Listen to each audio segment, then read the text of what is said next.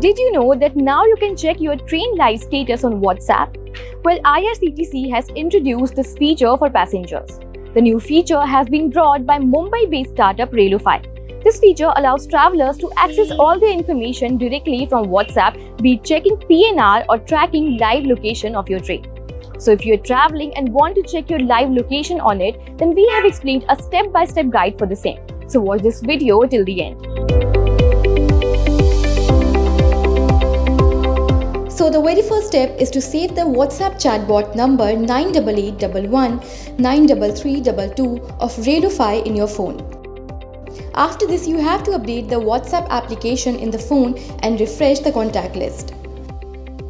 Then search and open Railofy chat window. Following which you have to enter the 10-digit PNR number on WhatsApp chatbot. And you are done.